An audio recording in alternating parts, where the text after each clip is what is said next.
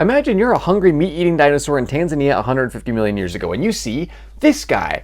Sure, he looks pretty intimidating, but like, he's not that big, only 13, 15 feet long.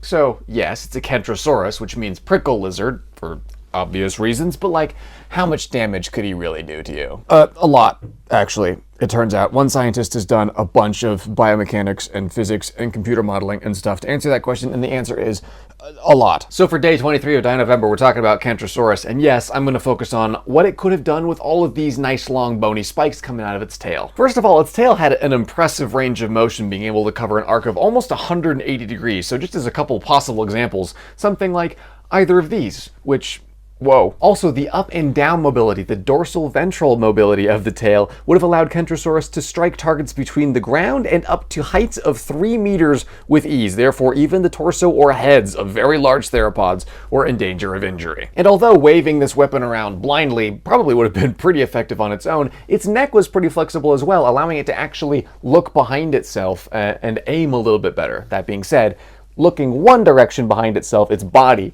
would have blocked seeing the other side, so, you know, pros and cons. They also found that Kentrosaurus's center of mass was pretty far back, like just right in front of the hind limbs, such that 80 to 85% of its total body weight would have been supported on those back feet, therefore allowing rapid pivoting around the hind feet with relatively little exertion, therefore being able to sort of keep rotating so that its tail was always pointed towards its attacker, assuming it only had one. But okay, how fast could it swing its tail and how much damage would it actually do? Well, there's a little bit of a give and take between how fast it could swing its tail and the arc that it could swing it, but the top speeds seem to be about 50 meters per second, which is 112 miles per hour, which is 180 kilometers per hour. And even for longer arcing swings of over 60 degrees, it could still swing 20 meters per second, which is 45 miles per hour, or 73 kilometers per hour. And penetrating impacts, in other words, stabby stab, at even just 10 meters per second created forces greater than those sufficient to fracture a human skull.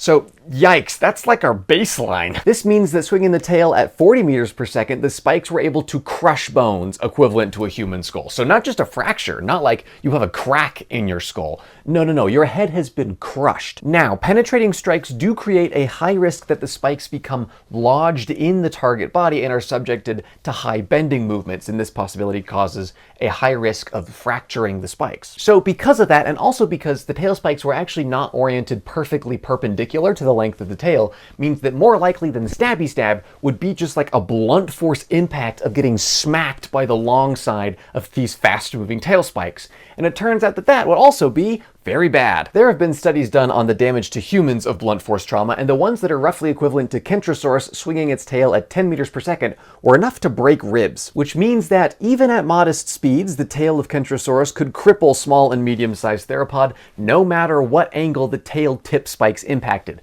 And at 40 meters per second, the force was quadrupled so that all of the tail strike models that were deemed realistic could cause multiple rib fractures even in large theropods. And it's worth noting that all of this is just about the ability to break bones. There's all kinds of other awful things that can happen to you other than getting your bones broken, like for example a rupturing of internal organs or blood vessels, or severe muscle damage, or getting strikes to the skull that can result in concussions or intracranial lesions. And we already established earlier that Kentrosaurus can swing high enough to hit most predators in the face. So basically all of that is to say that if you were a small, medium, or large theropod interested in eating a Kentrosaurus for dinner in the late Jurassic, you needed to be very careful and probably bring some of your friends, because this relatively small herbivore could cause some serious damage. Now make sure you're following me for the rest of Dinovember and comment what dinosaurs I should cover next.